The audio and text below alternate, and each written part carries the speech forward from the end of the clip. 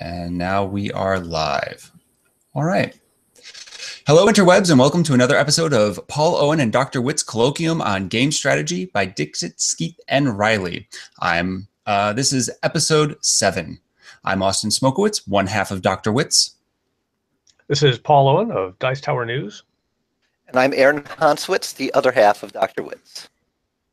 Today, as we continue in games of strategy, we are moving on to simultaneous move games with mixed strategy zero-sum games. At least that's what it says in my book. So let's clarify right away what zero-sum games means, so there's no confusion what we're talking about today. Mm-hmm. For me to win, everyone else has to lose.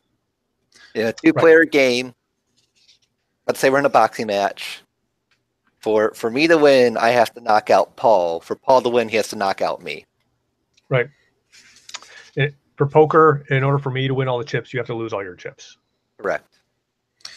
But yet, what I find interesting is that even though that is the case, I win, you lose, the exact amount might be different. Not when you're doing zero-sum games.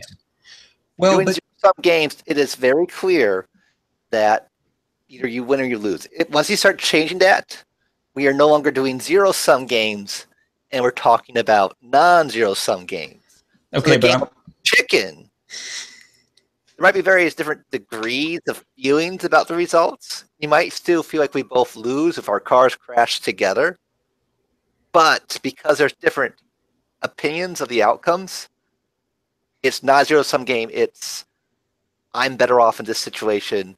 You're better off in that situation. We're really bad off in this situation. But it's not a clear winner or loser. When you're doing zero-sum games, it's like a record in a football match. Someone won and someone lost, and that's it at the end of the day. So you don't see going to Paul's poker example, you don't see a variance between me winning 50 chips off of you and me winning 100 chips off of you. Yes, I still won in both cases, and you lost in both cases, but there is still a variance of win versus of my potential gain. The key is every chip that you won came from another player, mm-hmm. as opposed to if the game had a bank and you could get income or winnings from the bank that doesn't affect another player, that would not be a zero-sum game. But here, I'm going to push this in a very technical sense the way the book is doing it. And they're saying this for a mathematical reason. Oh, okay. When they're talking about zero-sum games, in this chapter and this section, they're treating it as a step function. At the end of the day, we don't care about how much you won or lost by, only that you won or you lost. Yeah. Once we start how much you win or lose by, then we have to use the models that you use for a non-zero-sum. Even though we're now stretching the term, a non-zero-sum game, it's possible for everyone to do well or do poorly, and it doesn't have to be at the expense of others. Right. But by having this very strict definition of win-loss, changes the mathematics. So a counterexample would be the battle of the sexes, where my wife and I are trying to decide where to go out tonight. I might be reasonably satisfied with, say, going to the opera, but more satisfied if we go to a baseball game. Between the two of us, each of us is gaining some degree of satisfaction, but we're not actually competing with each other and me saying, I won and you lost because we went to a baseball game. So that would not be a zero-sum game. Right. But I'm going to put this in further, just to make this clear. Imagine you're playing basketball.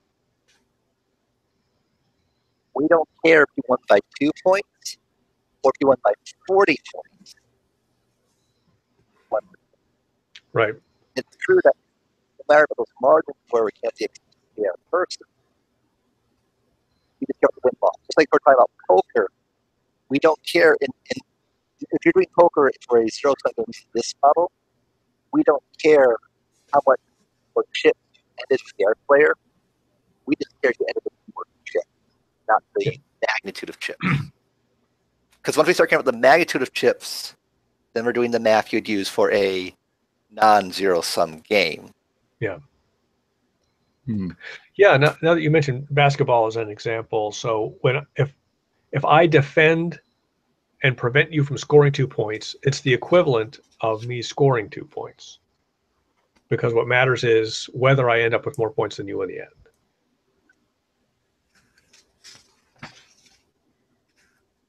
Well, Aaron seems to be talking about it in the terms of an overall. Okay, I see what you're saying. Yeah, I see what you're saying too. Yeah, I see what you're saying. So me gaining 2 points is you losing 2 points because you have to. Yeah. Right. And what matters is it's okay to think of situations within a game narrowly like that. So if you were looking at the game of tennis, you might say, in the big picture, I do care about the point difference between me and someone else. But in a specific round of tennis, when I'm hitting the ball, one person's going to get the points and the other person isn't. So in that specific round, it would fit the models of the non-zero-sum game. But the degree of victory matters for some larger tournament. The tournament itself would not. Yes, I see your point. Right. Yeah, if I'm winning by 1 point and I opt to do whatever's necessary to prevent you from scoring at all, rather than worrying about scoring myself. And I'm glad you brought up tennis, though, because in this book, in my version, they bring back up the Evert and Navratilova tennis example as their main way to get into this topic. Yeah. And considering what you are saying, I almost feel like my book is muddying the picture in the way that they talk about this stuff. Because when they do the zero-sum payoff tables in my book, the way that it is expressed is not in a, if Evert goes down the line and Navratilova also goes down the line, it's not that one of them gets the point or actually wins the point. They express all of the results in its own probability.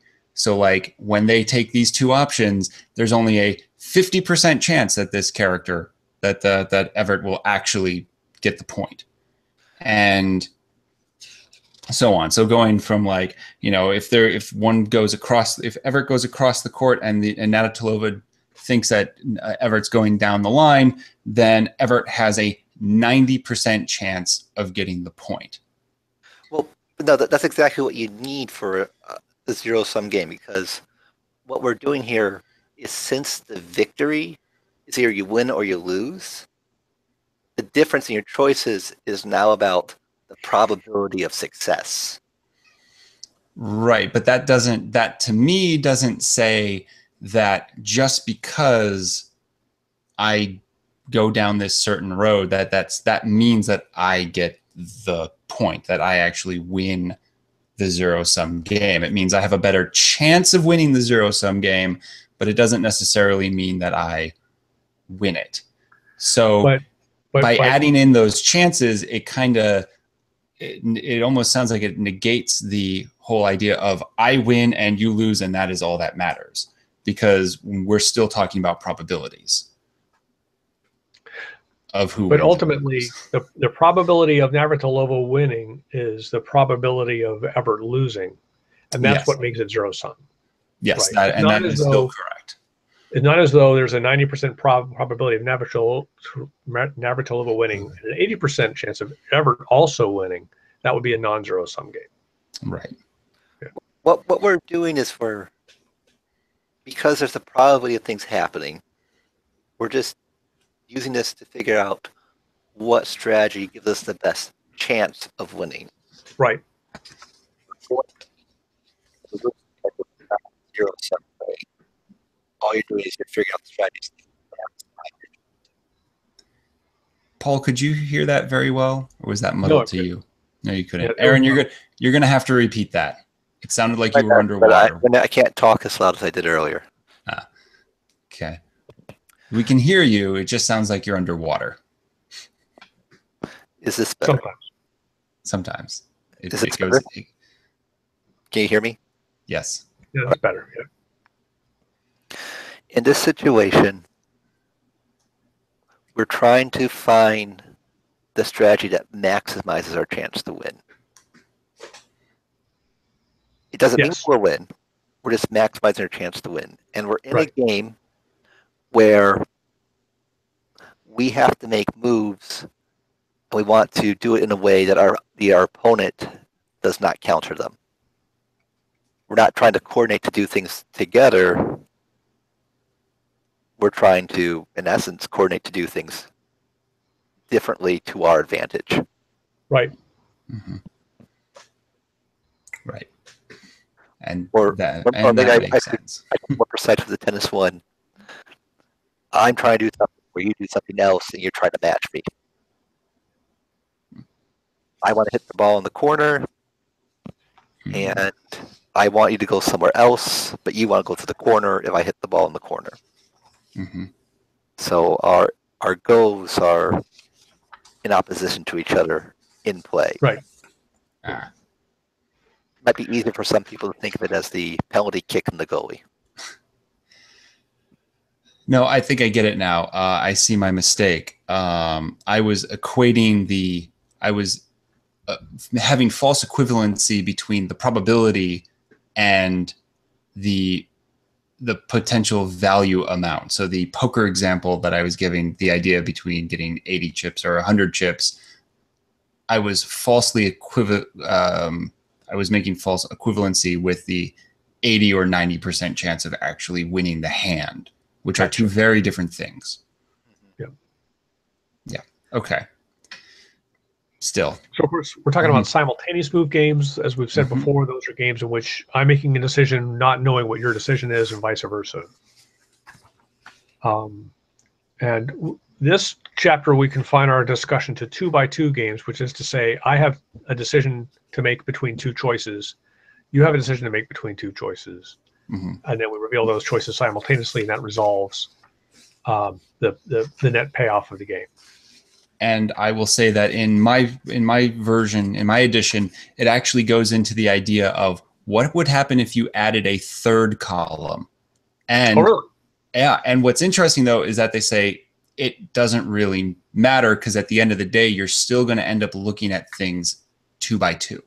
You're going to take the 3 columns and then compare 2x2, 2x2, 2x2. But as long as there's only 3 columns on one side.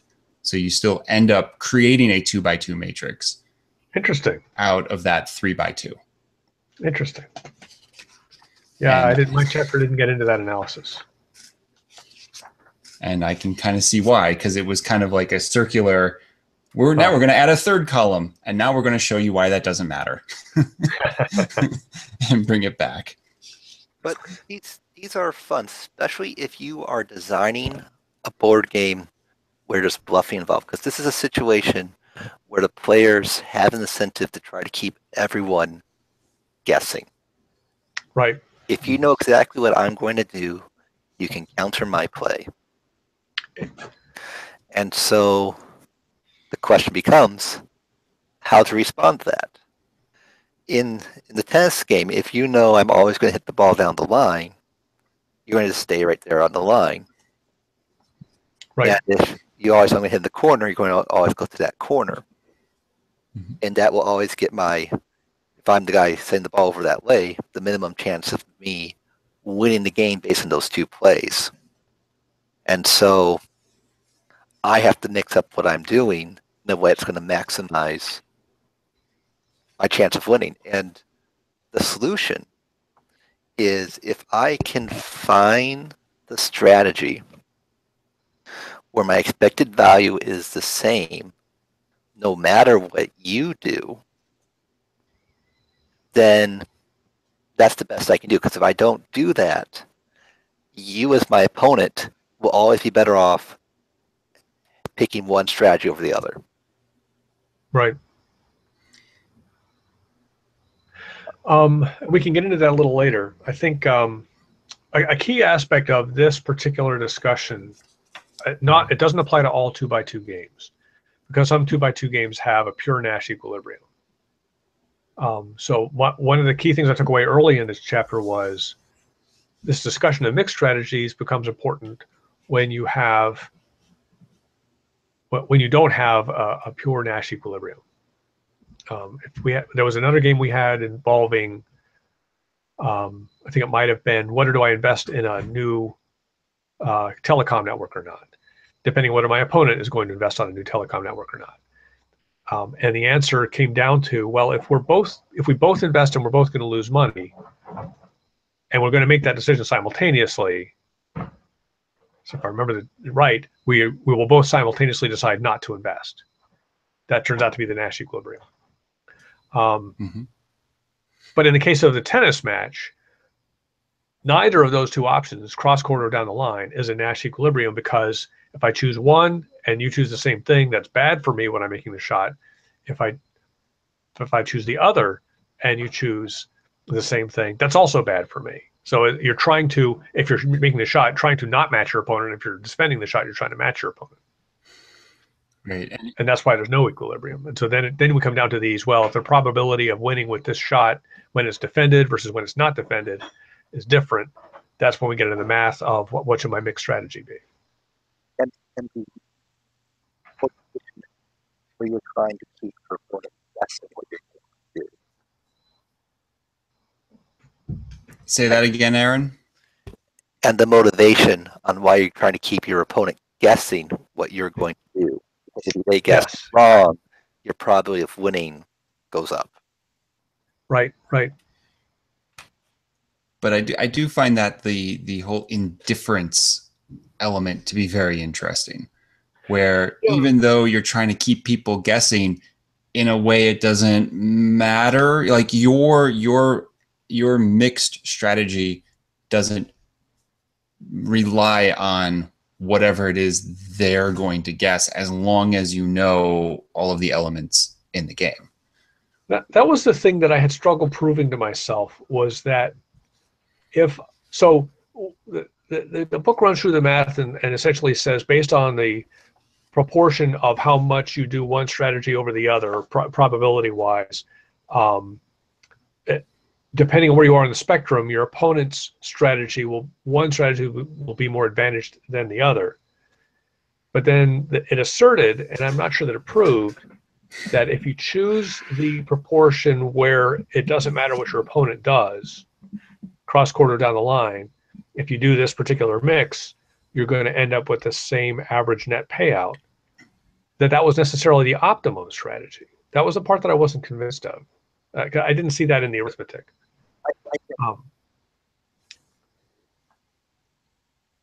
Do you think you can illuminate why that is the best strategy?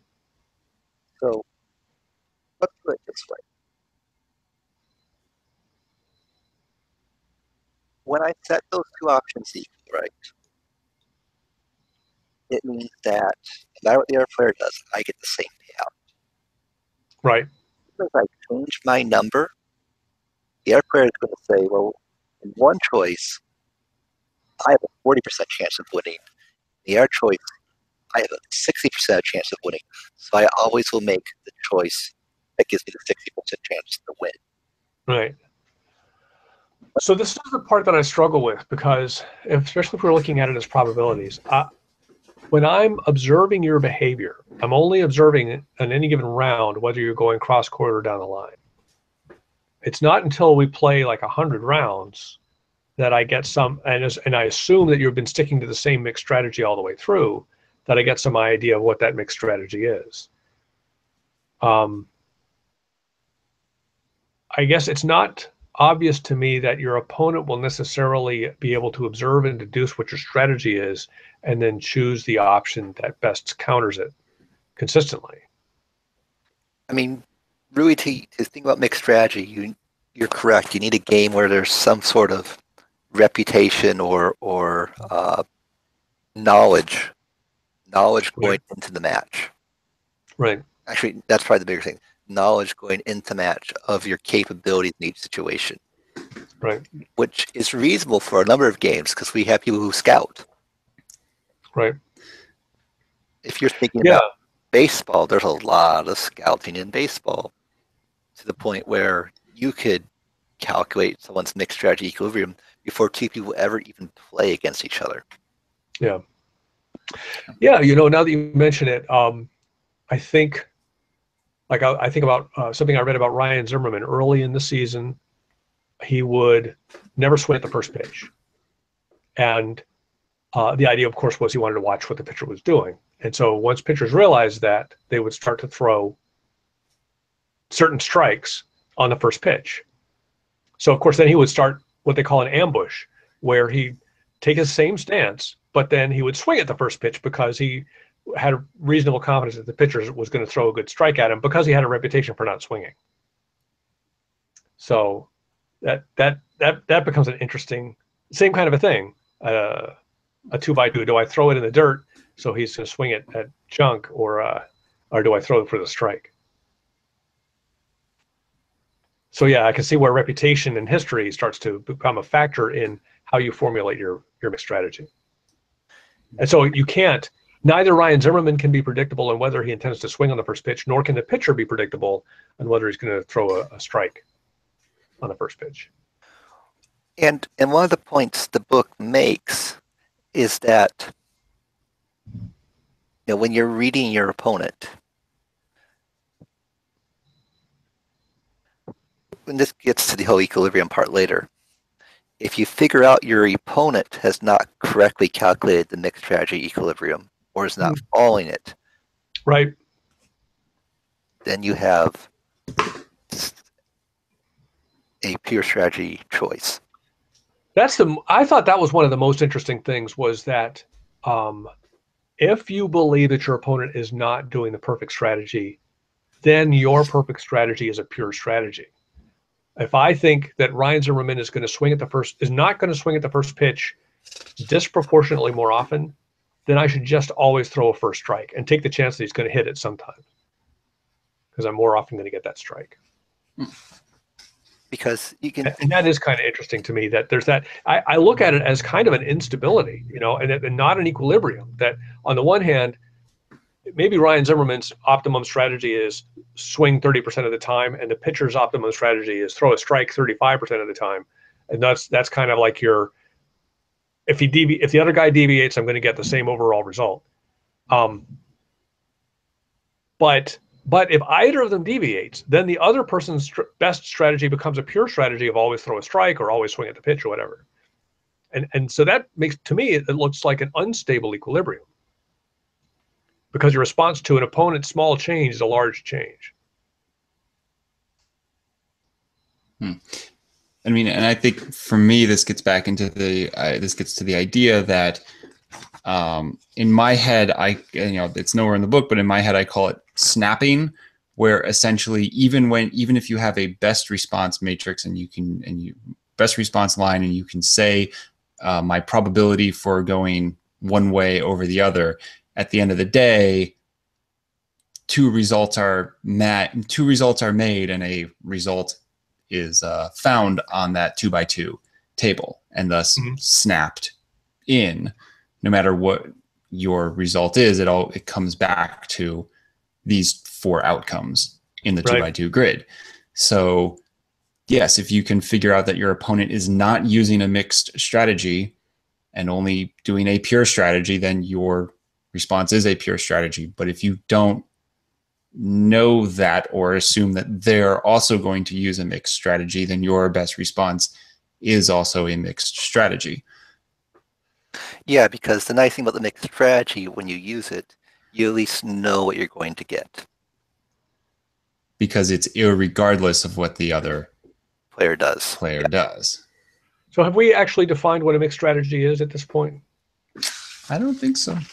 So, and you'll correct me if I misinterpret, but so in a case where I have a 2x2, I have two choices. A pure strategy would be I always choose A or I always choose B. A mixed strategy says that I assign a probability to A, and 1 minus that probability is I assign to B. And then I will randomly select one of those two options, and that's the one that I execute in the next time we play the game. That's a mixed strategy where I'm applying a probability and randomly selecting an option. Specifically, a probability where you have the same expected payoff for either choice. That would be the optimum strategy, right? That's what makes it the mixed strategy. Right.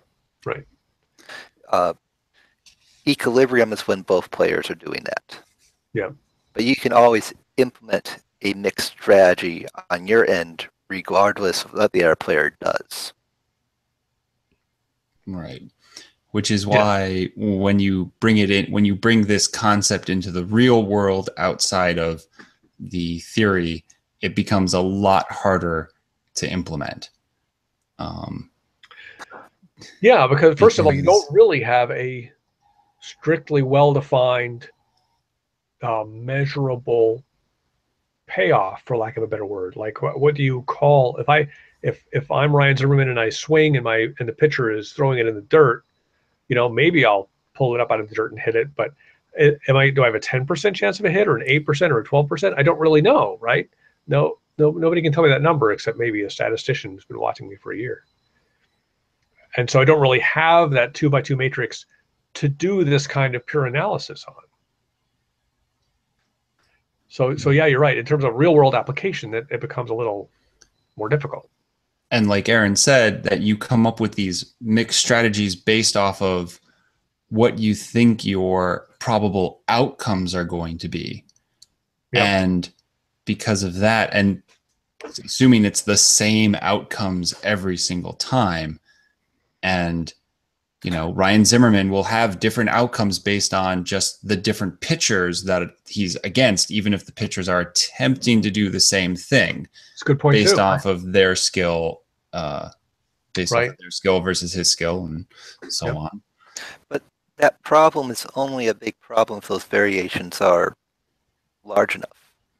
They still might be good enough numbers to tell you what's the best thing for you to try to do.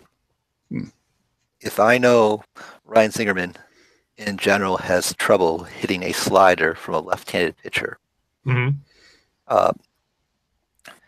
and unless he does, I can get that probability of it and him reading it's a slider, and I can figure out roughly what's the optimal amount of sliders my left-handed pitcher should be throwing. Right. But you don't want it to be 100%. From the standpoint that Ryan Zimmerman, knowing that pitchers know that, so to speak. Unless he's really, really bad at hitting a slider. Right, unless it's to the point where you just can't hit him, and then you just throw him all the time. His expected payoff is 0 on a left-handed slider, then you just throw it. But if it's 10%, then 90% of the time you'll throw the slider, and 10% of the time you'll throw a fastball inside or something to catch him off his guard. So I think it has more applications than you think. I think what it serves as a initial starting point, especially if you do your mixed strategy equilibrium, you have a pretty good payout. If I'm the person who goes, I have a 90% winning to 80% winning normally, but if I use a mixed strategy, I can make sure it's always 85. Then, in general, I am maximizing the best I can do. I mean, yeah. So what does this mean from a game design standpoint? I'm starting to think that where we're giving players simultaneous decisions, it's to our advantage as designers to put them in situations where a mixed strategy is called for. So in other words, a situation where we don't have an equilibrium, but rather we say, well, you can choose, chocolate, strawberry, or vanilla, and your opponent can choose waffle cones or sugar cones. But there's no obvious optimum decision among the three of those or the two of those to, and so you're going to be constantly second guessing each other. And like you said, bluffing, say, boy, I sure feel like a strawberry cone today. And may or may not kind of give a credible signal for one choice or another and try to bluff your opponent into going the other way. And you can build that because you can even set up, like that's the core mechanic, but outside that mechanic, you are doing things that changes the probabilities of the success or failures of those actions. Right.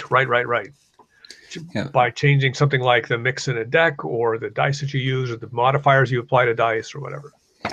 But then again, going back to the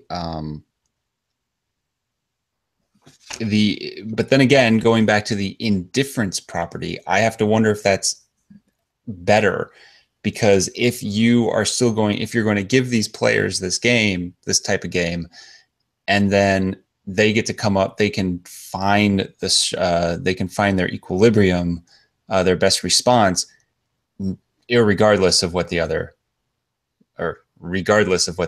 player does. Right. So I don't know if that's necessarily better from a game design standpoint to basically say, here's a solution, here's a puzzle, you're going to solve it, and then it doesn't matter who you play against, because what you are going to do is going to remain consistent every single time you play. So let me give you a counterexample. A very simple game. Theoretically, if you play Ink and Gold, and you and I are both deciding whether to continue further into the temple or not, and it is a not a Nash equilibrium. There might be an advantage for me to keep going if you pull back, or vice versa. But I have to be able to noodle out. There's 30 cards in the deck. I've seen these 12 already. And that kind of stuff.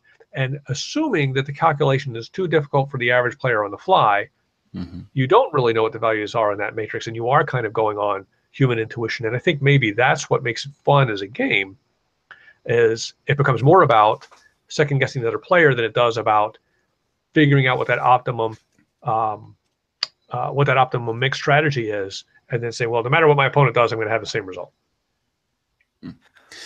Well, just because you have a mixed strategy doesn't mean there still aren't the incentives to try to bluff, as you mentioned. Because once you start bluffing, you're trying to throw people out of their ideal mixed strategy equilibrium for you to take advantage of it. Right. And that gets into the issue of credible threats, credible bluffs, and in some cases information asymmetries. Yeah. And so even though you might have these mixed strategy equilibriums, just like we could have Nash equilibriums in other games, that doesn't change the whole bluffing and trying to trick people. Your baseball example earlier, I never swing at the first pitch. Eventually people believe he never swings at the first pitch, and guess what? He starts swinging at the first pitch. So he played a mind game where he threw people out of the mixed strategy Nash equilibrium, potentially to his advantage. Yeah, true. But that whole discussion also leaves me going forward to think about my game design slightly differently, to really ask the question, what is the actual problem that I'm asking my players to solve? Yeah. Is it always math based, or, as you said, Paul, is there a good way to make it so that it is more about intuition? You said the same thing to me. Math is intuition.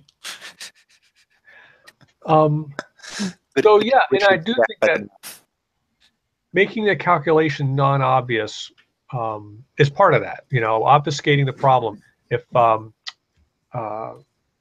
we talked earlier about chess, which is a sequential move game, but part of what makes chess so interesting is that nobody is smart enough to map out the perfect set of moves. And the same thing with Ink and Gold to a lesser degree, I guess. But if we play rock, paper, scissors, we all know what the optimum strategy is for rock, paper, scissors. And so that makes it less of an interesting of a game to us as human beings. It's no less of a game, but it's just less interesting and so designers, I think, will tend to introduce some kind of, I guess I don't want to say obfuscation, but you introduce that complexity, or that another one for me is Can't Stop. Again, it's a sequential game, but when you play Can't Stop, it's very hard to math out those probabilities. Do I roll the dice? What am I sacrificing versus what do I hope to gain the next time? You kind of have to go on gut instinct. I think making it sufficiently complex and therefore obscuring what that payoff matrix really looks like is what makes it interesting as a game. I'm going to give you another option.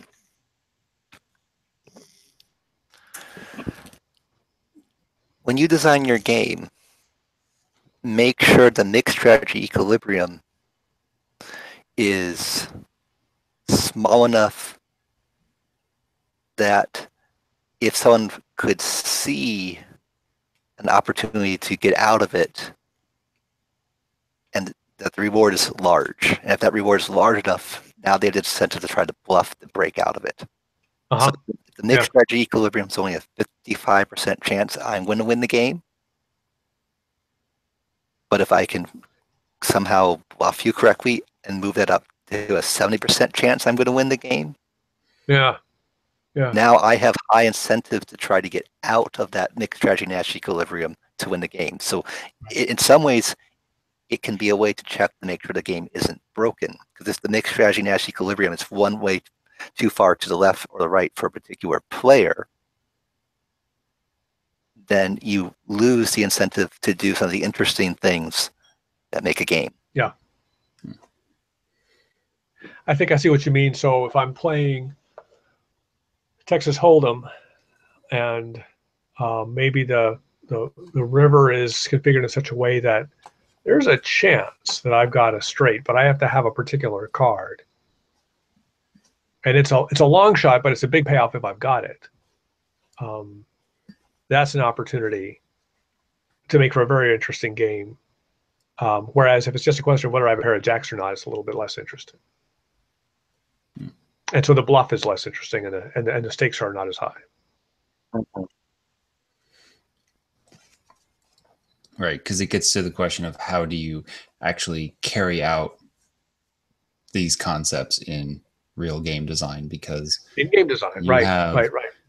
Because you typically don't play a game over one round, and if it's a strict I win, you lose, and you play that over multiple rounds, then you have to have a pretty good design. You have to have a pretty good overall structure to hold that in, so that players don't find it uninteresting that they're effectively doing that one thing over and over again. But then again, there's always the idea of the gameplay loop, where ultimately your game is the players doing the same thing round over round over round. And so it's a little bit harder to implement. So another example that I always think of this is Citadels. I don't know if you guys are familiar with the game where you are doing role selection. And I mean, my wife and I played this many, many times, just two player and with other people as well. There are a couple of roles that are very valuable. We consider the merchant and the architect to be two of the most valuable roles as a whole. What that means is that when somebody selects the assassin, the target of the assassin is typically either the merchant or the architect, which means that if you selected the merchant or the architect as your role, you're more likely to be assassinated. So what that means is people tend to pick other roles to avoid getting assassinated. So that means, of course, that the person who picked the assassin, in an effort to actually pick somebody else off, can, of course, switch out who they're going to assassinate. So it goes to the whole thing about, well, there's these other two roles that are really valuable. It'd be great if I could get the architect and not get assassinated. But, you know, that implies that the assassin is not second-guessing me. So I think that makes for an interesting game. And I think part of that is it's not that there are 7 other roles that are functionally, you know, basically equally valuable. So, you know, the assassin could pick anybody, it doesn't matter who. The fact that there's those really high value ones out there, or if I have like, maybe if I have 3 blue buildings and that makes the bishop really valuable to me, it seems really likely that I would take the bishop. You know, it's very tempting for me to take the bishop. So of course my wife will assassinate the bishop. And knowing that she's going to assassinate the bishop, I've got to pick something else, and then don't get the benefit of my 3 blue buildings. So yeah, there's that kind of dynamic going on. But I think it's the asymmetry of the options that makes those kinds of things interesting. And like you said, the fact that there's that one high stakes option that's a long shot that you've got to decide whether I'm going to go for that or not. Well, it's not like you just described to me a sequential game. He did. Well, the role selection is simultaneous in Citadels. Is it? No, I guess not. It's because isn't it a draft? It's a draft. Well, yes, some of the roles are selected simultaneously, but not all of the rolls at once. Right. No, really. So it really is sequential, but the thing is that you don't know that there's always at least one roll that you don't know whether it was discarded or that your opponent selected it. So you can eliminate some options, but there's always, in the case of a two-player game, you select 2 rolls, your opponent select 2 rolls. You know 2 of the rolls that were discarded, but there's 2 rolls that were discarded, and you don't know whether your opponent did or not. So your opponent could be any 2 of those 4. So you kind of sort of, it's really still ultimately a what did my opponent do kind of thing. Yeah, because I think it does qualify because of the, even though you're making decisions one after the other, you're making them secretly almost. Yes, and your opponent has limited information on which of your options he took. So that would allow you to move back into a simultaneous game. Right.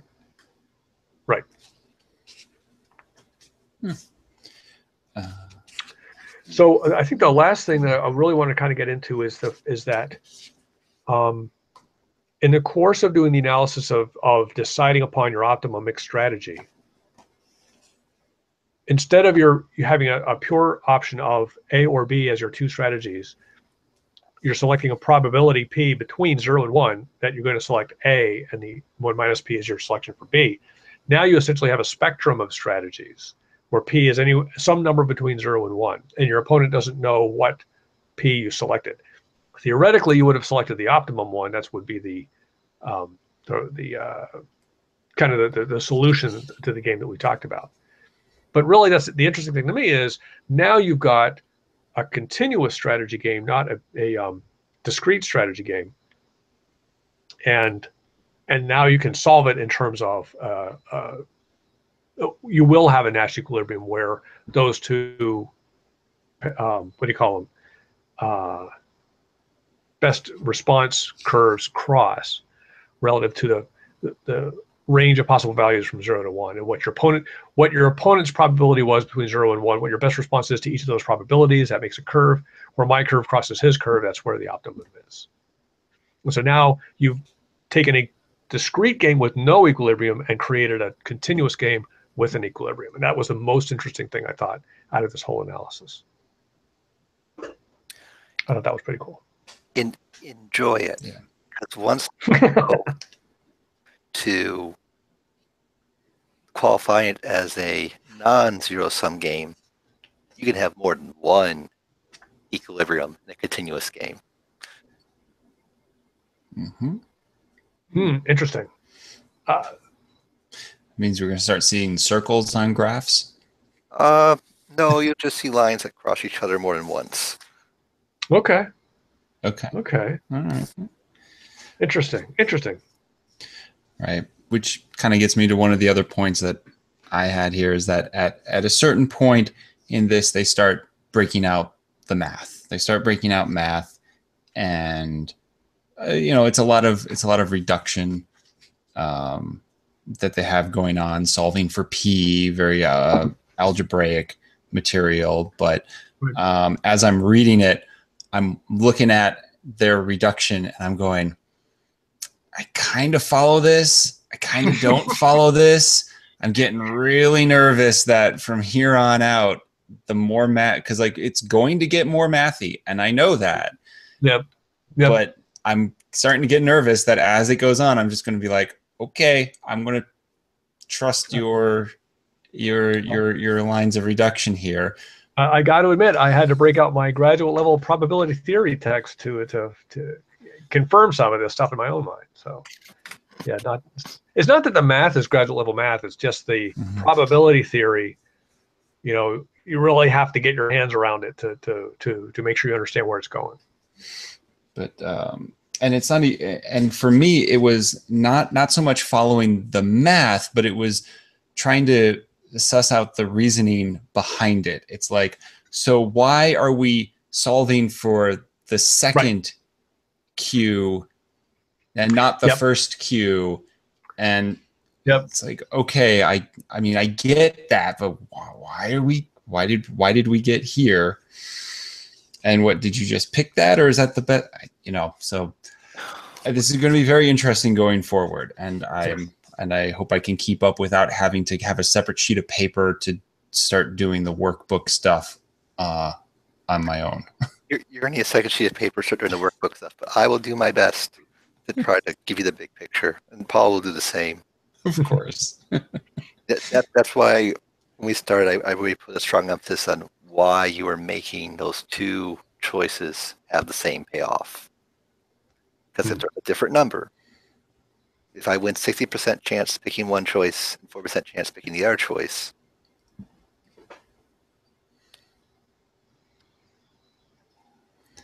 sorry, if my allow the other player to pick two choices for them to 6% time equivalent time, then they have a clear decision that is organic. Aaron, you went underwater again. You'll have to say that part again. So, I think, sorry. No, this is why when we start our discussion, I've made the point to really focus on why we set those two payoffs to be the same. No matter what the other player did, I got the same payoffs. Because if I didn't do that, there would be a decision where the other player would always be better off and I'd always be worse off.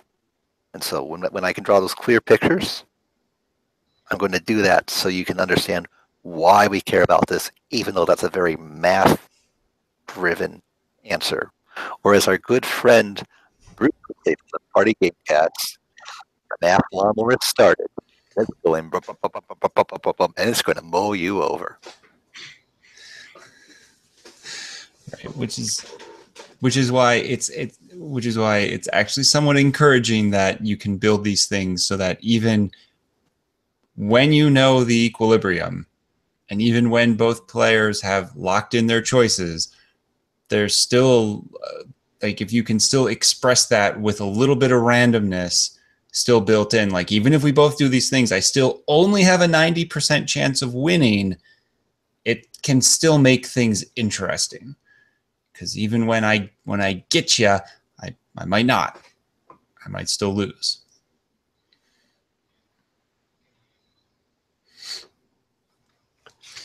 Okay, so flipping through. All right. Have we hit all our points for this chapter? Evidence of mixing. My chapter also has this entire has a second section that just goes into basic algebraic, the basic algebra of probabilities, which Okay. I don't think we really need to get into because again, that's just more background explanation Right. of the math, which was very helpful to go Right. through for me. But no, that's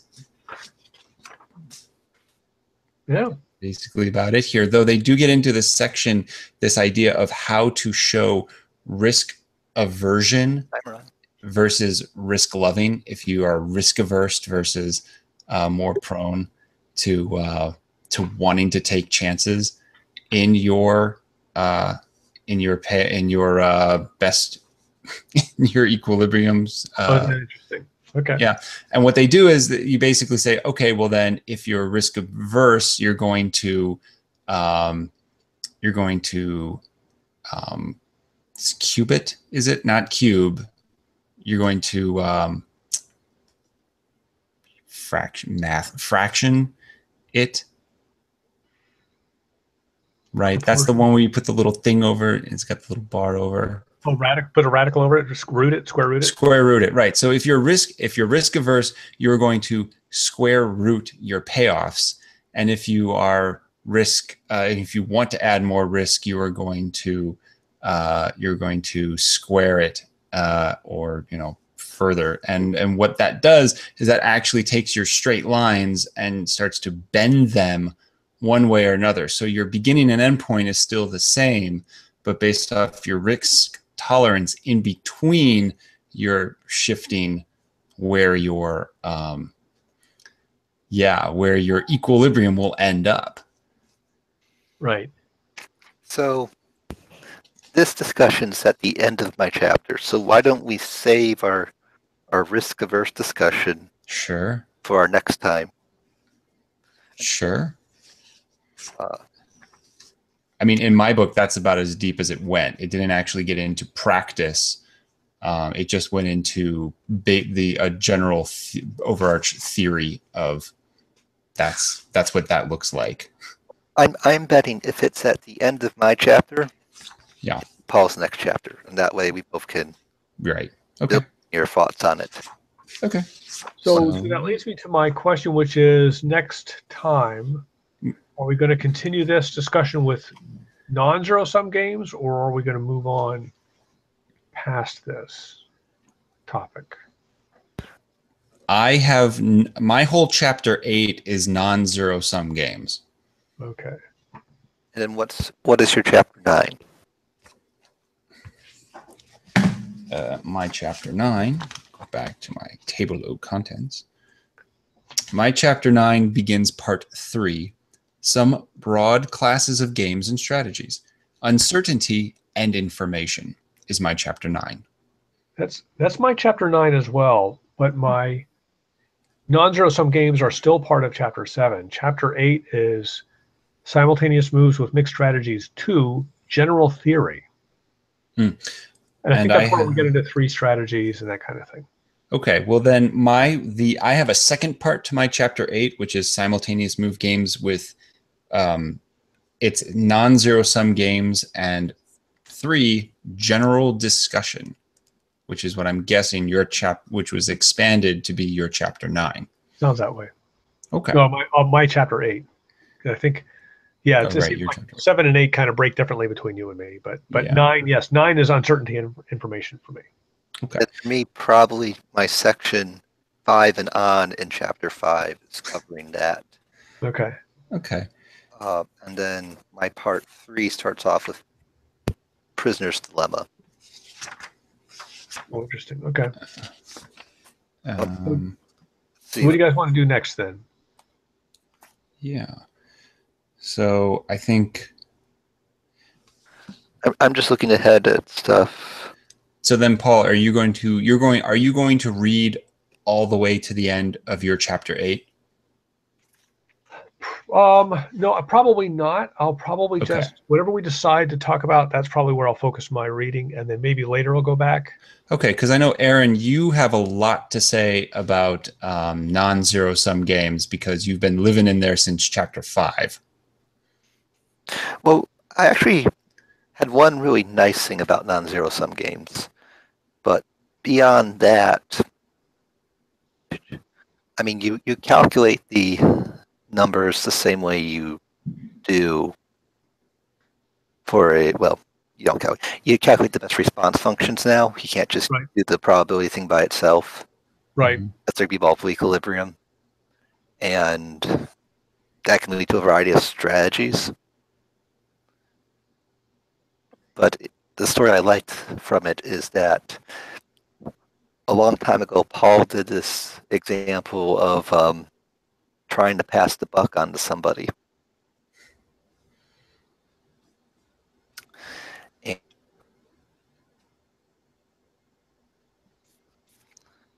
Did we lose him? I don't know. No, I'm still here. Okay. I'm still here. Okay. Oh. I'm looking for my notes. Okay. A long time ago,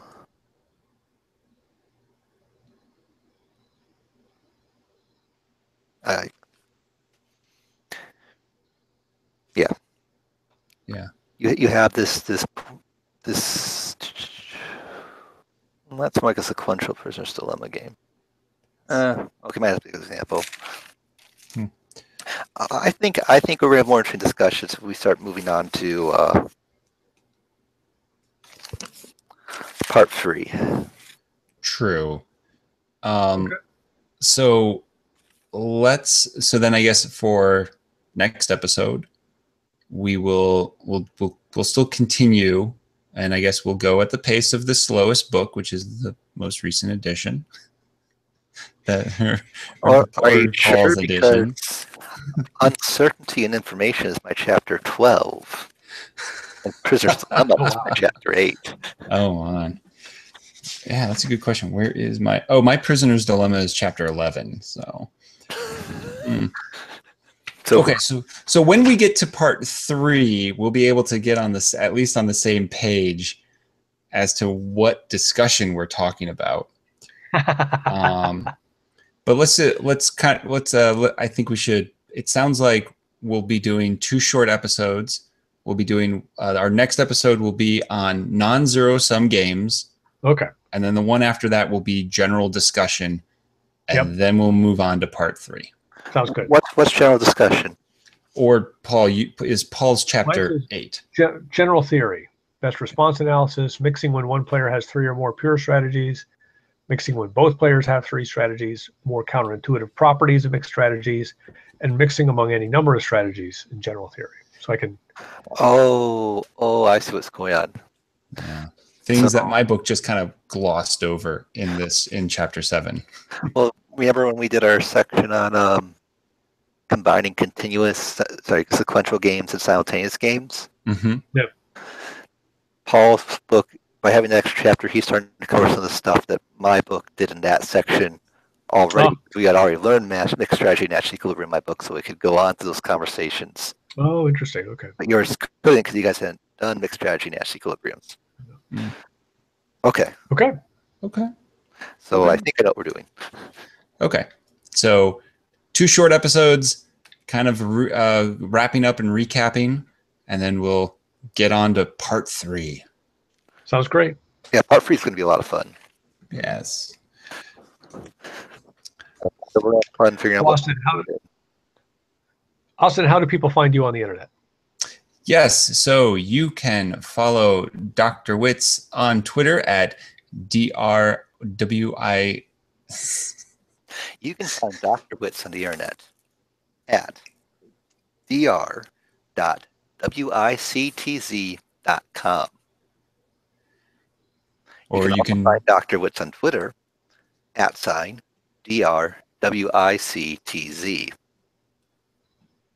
Paul, where they can find you on the internet?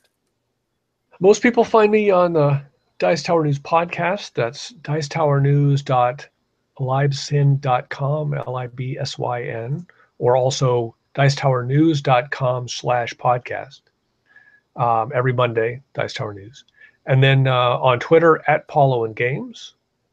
I do have a blog. I haven't updated it in quite a long time. I'm compiling a lot of notes from our discussions, and at some point I will release them in a series of blog posts to kind of summarize what we've talked about. If you want to see my blog, it's paulowengames.blogspot.com. And on Board Game Geek, I'm PD013. Right. And we're Dr. Wictz. Consistency. And we are Dr. Wictz. Thank you again for listening to another episode of Games of Strategy. Thank you again. Yes. Thank you again for watching another episode of Paul Owen and Dr. Wictz Colloquium on Games of Strategy by Dixit, Skeath, and Riley. Still don't have an ending. Have a good night. Good night. Paul, I have a question for you.